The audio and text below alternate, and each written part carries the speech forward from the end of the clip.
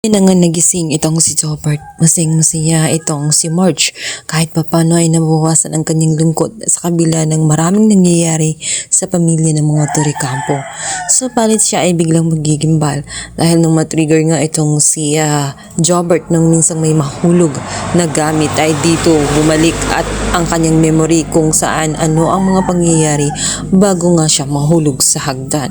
Ikinuwento na ni Jobert na si Thea ang dahilan dahil binitawan siya nito kaya tuluyan siyang nahulog. Si Thea ang salarin. Dahil doon galit na galit itong si Marge at agad namang sinugod itong si Thea. Usual, magkukunwaring walang alam itong si Thea.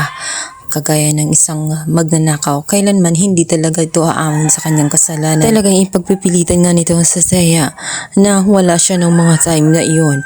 Kunwari, bulag-bulagan lamang ang pegna nitong si Thea kahit alam niya sa kanyang sarili na naroon siya at alam din niya ang buong pangyayari bago nga nahulog sa hagdan itong si Jobert dahil nga sa nakita niyang video at pilit nga niyang kinukuha ang naturang cellphone nga nitong si Jobert na ayaw namang ibigay. Kahit nga nagkasakitan nga ang dalawa ay wala pa rin nangyayari sapagkat wala ni isang umaamin sa kasalanan.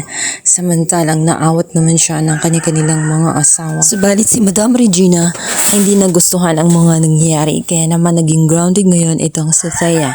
Hindi na muna sila makakasabay sa hapagkainan. At ng mga time na iyon ay galit na galit si Thea. Hindi niya matanggap na tela ba unti-unti na nga siyang nawawala ng pwesto sa mga Torrecampo. Agad naman siyang naraltok ng kanyang asawang si Edward at sinabi nitong kung ano ang mga nangyayari sa kanya ay deserve niya.